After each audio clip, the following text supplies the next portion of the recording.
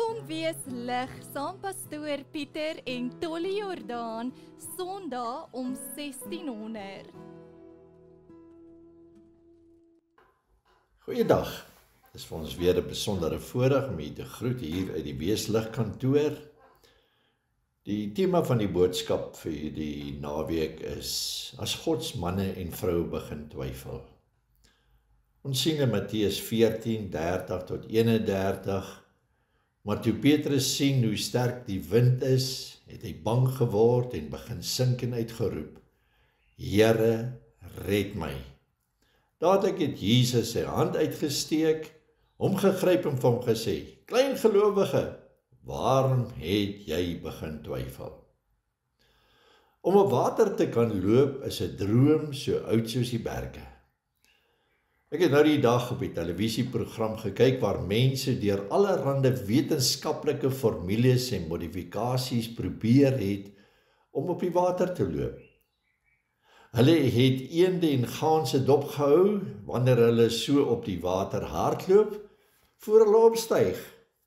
So het hulle dan 'n naloper gekry en vir haar spesiale skoene laat aantrek en sy het die aanloop op die water bestorm, maar soos u weet, op die bodem geëindig. Daarom is hierdie verhaal van Jesus wat op die water loop om meer as een rede fascinerend. Eerstens kyk ons na die bootjie op die see. Jesus, die brood van die lewe, vermeerder brood en voed 5000 mense. Hy is die lewe as die mens in hom is. Lewe jy eers regtig. En tog, net nadat hierdie goeie nuus duidelik geword het, dwing Jesus sy disippels om in 'n bootjie te klim en sonder hom uit te vaar op die see. Dit kon nie vir die disippels lekker gewees het nie, want waar is hulle meester nou? Hulle sou eerder die meester Jesus by hulle wou hê. Maar hierdie woord wat hy hier gebruik het, het letterlik beteken dwing.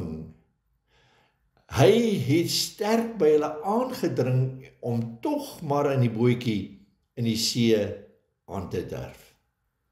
Is hierdie prentjie nie juis wat ons nou hier in die kerk en in hierdie tyd dalk in jou huis, in jou werk ondervind nie? Johannes sê dit was so 5 of 6 kilometer van die kant af, toe kry hulle weer die wind van voor. Soveel so dat hulle moes spartel om hierdie bootjie regop te hou. En net toe die son sy kop so oor die berge optel, kry hierdie storie nog 'n kinkel toe iets op die water na hulle toe aangeloop kom. Nou sien ek hierdie prentjie. Hulle stoei met die mas en die seile. Party skep water uit terwyl ander verwoed roei. En een van hulle se oog het seker terwyl hulle so op die water uitskep, eerste die spook gevang. Of hy 'n woord kon uitkry, weet ek nie. Maar dit was nie lank nie, toe is daar paniek op hierdie bootjie oor hierdie spook wat op die water loop. En wat die erger maak, hy is reguit op pad na hulle toe. Dink jou dit aan. Nou wanneer kan jy gaan as 'n spook op die water vaspen? Dan lees ons, van angs het hulle hart begin skree, net soos 'n klomp meisies bymekaar. Ekskuus, dogters, maar ons weet mos hoe dit gaan. Wanneer paniek kom, daar is mans wat ook skree, maar meerendeels is dit die damesgeslag wat uit paniek hulle emosie na vore bring. Twyfel impliseer geloof wat klein geword het. Geloof wat swak is. Maar ten minste is daar nog geloof. Ons lees dat 2 van hierdie belangrike figure in die Bybel by geleentheid getwyfel het. Die een was Petrus van wie ons hier in hierdie gedeelte gelees het. Die ander man was die een wat gesê het, daar is die lam wat gebore is om die sondes van hierdie wêreld weg te neem. Johannes die Doper. Hy wat geroep het om die pad vir die Messias voor te berei. Toe Jesus na hom toe aangestap kom, daar by die Jordaanrivier het hy uitgeroep, daar is die lam. Hy het merkwaardige belydenis gedoen dat hy nie waardig is om die Jesus se skoenrieme los te maak nie. Hy het eerder gehad om Jesus in die Jordaanrivier te doop, 'n eer. Sy woord was, ek het dit self gesien en daarom getuig ek, hy is die Seun van God. Doch toe Johannes die Doper daar in die tronk afgesonder, alleen sit, stuur hy 2 disippels na Jesus toe en vra vir hom, is u die een wat sou kom, of moet ons 'n ander een verwag? Hierdie besondere prediker was lief om uit Jesaja aan te haal, die profeet wat vertel het, hoe die Messias aan die gevangenes vrylating sou bring. En nou sit Johannes die Doper self in 'n tronk, met geen vooruitsig nie. Trouwens, hy sou binnekort onthoof word, en hy twyfel. Dis so menslik om te twyfel, in sy eensaamheid twyfel hy. Daar was niemand by hom nie. As hy dan die Christus is, waarom gaan dit met hom so? Is dit nie jou en my verhaal nie? Ons kom in die storm. Ons sien Jesus as 'n spook. Ons twyfel in ons harte. Ons wonder, waar is die Here dan in hierdie situasie? Jesus in ons lewe, dit is hy oor wie alles gaan. En tog is die Here nie nou as mens by ons nie, maar hy sit aan die regterhand van God die Vader. Nou is die kerk soos 'n bootjie wat oor die wêreld en deur die geskiedenis vaar. Die Jesus wil juis hê dat die kerk nou by hierdie stadium sy hande en sy voete vir hierdie wêreld wees. Hoe kan ons dit wees as daar dan twyfel in ons hart is? Is ons verhouding dan nie sterk genoeg deur die geloof in hom nie? Ons moet sy liefde en sy lewe na die uithoeke van die wêreld en na die uithoeke van die mense se harte dra, maar dit word moeiliker en moeiliker. Dis harde werk om so 'n bootjie te laat vaar. En daar is groot golwe en sterk winde wat ons tuister. Ons weet tog, ons eie lewe kan ons dit nie doen nie, maar ons moet hard werk. Die wêreld is in baie opsigte hard en stikkend. 'n motorploeg vroegoggend in 'n bondel drawers in, 5 van hulle dood. Is die vraag, waarom? 'n man wat pas op parool vrygelaat is en gaan roof en moord in Centurion, waarom? Waarom word die rykes nog al rykerer en armes nog armer? Waarom is dit partykeer net so stryd om te lewe, is die vraag wat ek hoor daar by die beradingsentrum. Hierdie wêreld is 'n baie opsigte 'n wêreld van bloed en sweet en trane. Maar tog, in hierdie wêreld gee die Here dat daar mense is wat iets van 'n ander lewe geproe het. Hulle het deel gekry van die brood van die lewe. Hulle weet van 'n diepere, egte, ewige lewe wat aan die deurbreek is in hulle binneste deur hulle geesmens. Wie is hierdie mense?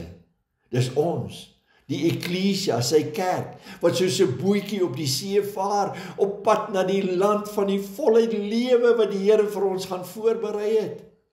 Dit is hierdie bootjie en dit is so gestel waarin die nuwe kinders van God verwelkom word. Al weet hulle nog nie is hulle deel van hierdie mense wat vashou aan 'n nuwe, diepere, ware lewe in Christus Jesus. Maar waar is Jesus? Ja, hy is in die hemel. Wat doen hy daar? Is hy besig met sy eie dingetjies, nadat hy ons uitgestuur het, sodat ons nou alleen moet veg met die wind en die golwe? Waar is Jesus, nou dat ons hom nodig het? Daar in die bootjie, die disippels dalk by tye so gedink, terwyl hulle in die nag aan die veg was, met die woeste winde en die golwe. Maar net voor dagbreek, toe is die nag op sy donkerste, kom Jesus al wandelende op die see na hulle toe aangeloop. Aanvanklik is hulle deur mekaar. Hulle kon nie mooi uitmaak wat aangaan nie. Hulle dink dis 'n spook. Maar Jesus praat en sê, "Toe maar, moet julle nie ontstel nie. Dit is ek. Ja, die ek is. Ego eimoi. En dit is wat ek vandag in julle wil agterlaat. Hierdie goeie verhaal kom tot 'n einde by ek is." Dit is mos hoe God na homself verwys in Eksodus. Ek is hier by julle, die ek is. Jesus het 7 keer gesê, ek is. Hierdie is Jesus se woorde vir jou en my vandag. Luisteraar, jy wat dalk twyfel in hierdie môre, omdat die golwe so groot oor jou geraak het. 'n Huwelik wat op die rotse is. Finansiëel kom jy kort. Jou kinders is ongehoorsaam. Daar's dwelmverslawing. Maar ek wil in hierdie dag by jou laat, moenie na die golwe rondom jou kyk nie. Probeer die gestalte herken te midde van die golwe en die wind. Daarom gee God aan ons Heilige Gees, wat in ons kom woon, wat sy tent kom opslaan. Ons is deel van hierdie mense wat weet, hoor mooi, nie net ken en weet die God daar ver nie. Nee, ek ken hom, ek het 'n verhouding met hom, ek loop 'n pad met hom, ek erken in hierdie dag, daar is meer aan hierdie lewe as bloed en sweet en trane.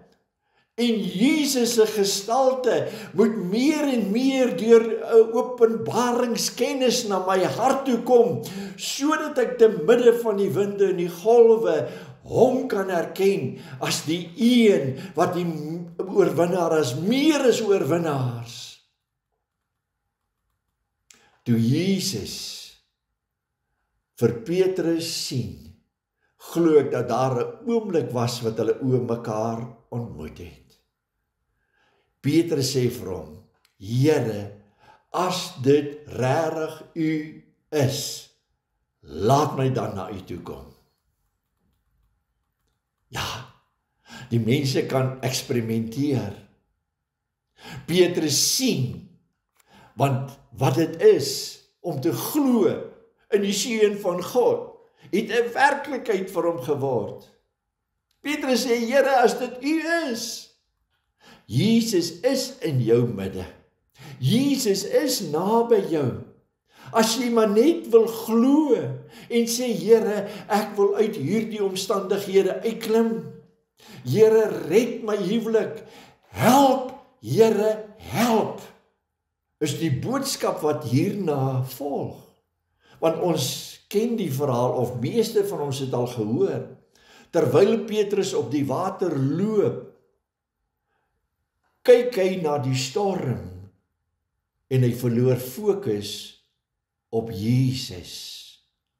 Toe hy Jesus nie meer sien nie, toe hy die woord van God nie meer hoor nie, toe daar twyfel in sy hart kom, toe roep hy uit en sê, help, Here, help. En Jesus het hom dadelik aan die arm gegryp. Het die storm bedaar? Nee. Terwyl hulle twee saam terugloop na die boot toe. Die woord van die Here verhaal, toe Jesus en Petrus veilig in die boot is, het die storm gaan daal. Is Jesus vandag saam met jou in die boot? Of wil jy hê dat hy na jou toe moet kom? Jesus wil in hierdie dag net by jou weer bevestig om te sê, ek is daar vir jou. Ek sal jou nooit begewe nie. Ek sal jou nooit verlaat nie. Al is hierdie omstandighede so groot, al gaan jy deur diep waters, ek is by jou. Ja, toe Jesus in die boot terugklim en die storm bedaar, het almal wat in die boot is, hom begin aanbid. Want wat kom die duiwel doen? Deur die storms wil hy jou worship van jou afsteel. Die tweede ding wat hy baie keer reg kry in ons as mense lewe, hy vat ons woord wat ons het van God gekry het, ons drome, kom steel hy van ons.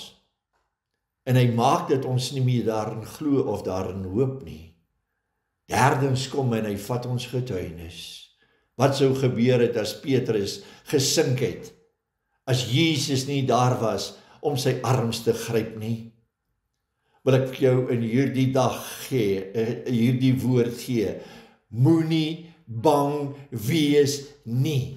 Want om bang te word, twyfel jy, glo in die Seun van God, want hy is die ware een, die ek is, wat in hierdie dag by jou wil kom stilstaan.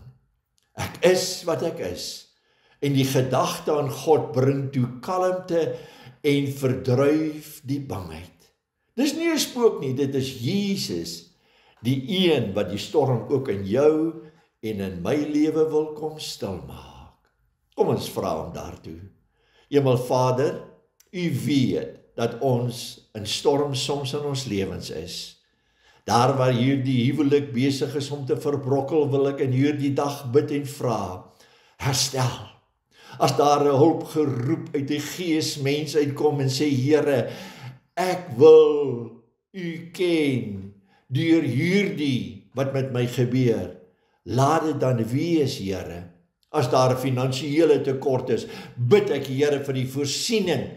As jy help na u toe kom en sê, Here, help, dat u sal help. Ons eer u, dat u altyd daar is vir ons in die storm. Ons het u lief en ons wil u ken van ganser harte in die storm, maar ook buite die storm. In Jesus naam vra ons dit. Amen en amen.